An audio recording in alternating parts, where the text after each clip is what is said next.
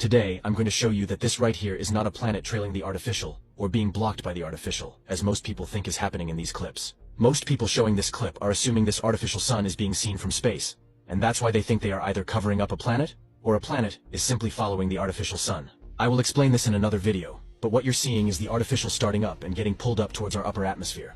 Right behind it, and pay close attention because it's very faint and easy to miss, is another element rising with the artificial.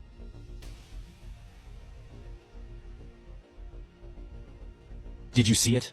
Let's take a closer look. There it is. Let's continue watching a few more clips. Now right here. It looks like sun flares, but it's not. Just pay close attention.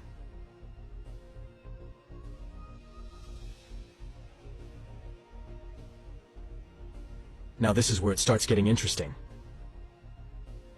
It looks like a holographic image is being seen go right behind the artificial sun.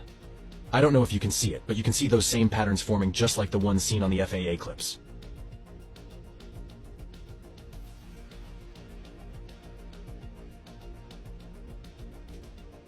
Right here, you can slightly start to see the patterns.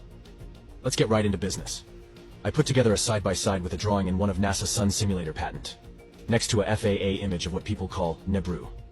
I don't know about you, but those patterns do look identical to the drawings. Here's a video showing a close-up of the object trailing the artificial. In all the Nibru video claims, not one of them has mentioned another object being seen inside.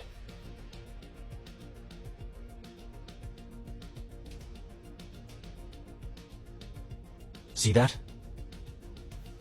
That right there is the holographic image of the artificial sun inside a lens array housing casing. In this clip, you will see a bright light, a black dot in the middle. Right behind it is the lens array housing, and finally the holographic image of the xenon arc lamp. Just like in this clip, you see exactly the same thing, but in a different angle.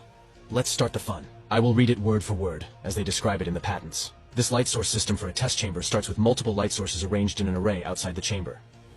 Reflectors direct light from these sources towards a converging reflector, which gathers and focuses the light into the chamber. A divergent reflector adjacent to the array receives and collimates this light, directing it into the chamber.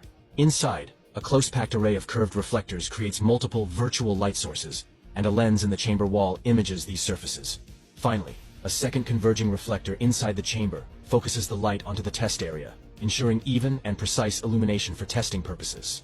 With that being said, what you see here that others claim and show to be a planet moving closer to Earth is not what's happening.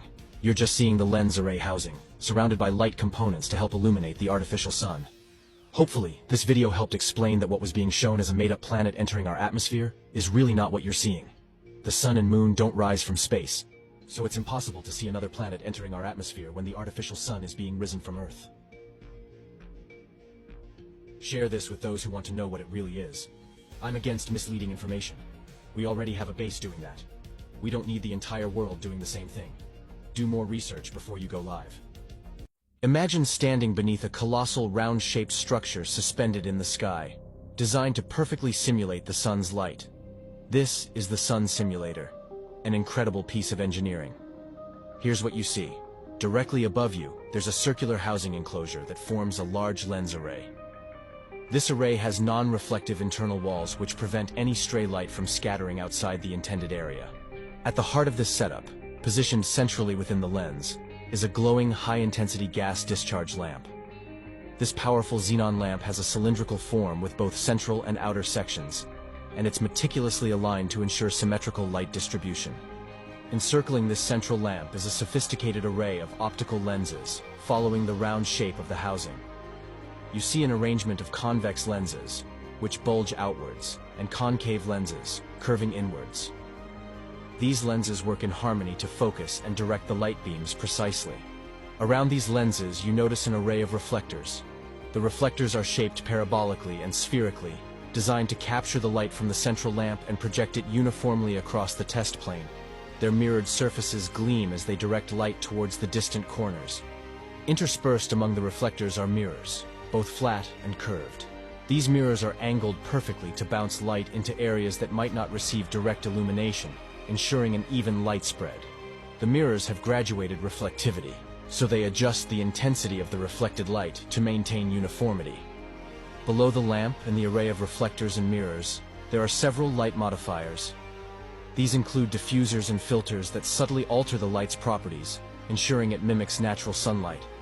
The modifiers might soften the light, spread it more evenly, or filter out specific wavelengths. At the edges of this setup, you observe light obstruction devices like shutters and blockers. These devices are positioned to prevent direct light from reaching certain areas, ensuring the light distribution remains consistent and even across the entire test surface. Integral to this entire circular assembly is the light aperture, a controlled round opening that lets the finely tuned light pass through and shine directly onto the test surface below. As you take in the sight of this round-shaped sun simulator, you now see these are not planets or the real sun. The combination of the high-intensity lamp, the circular array of lenses, the precisely positioned reflectors and mirrors, and the light modifiers all work together. The result is a sophisticated artificial sun that projects a uniform image up in the sky and consistent field of light.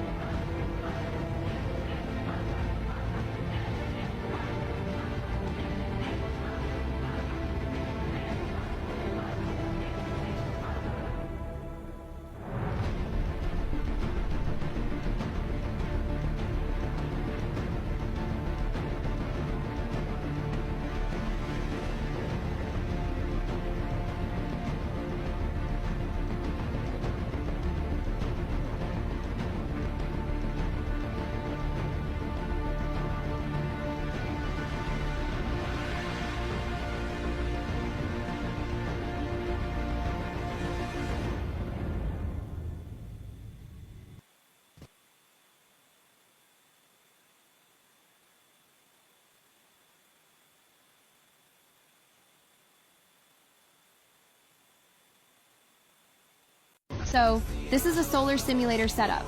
It's got this big ol' source of radiant energy and special shiny lenses and mirrors.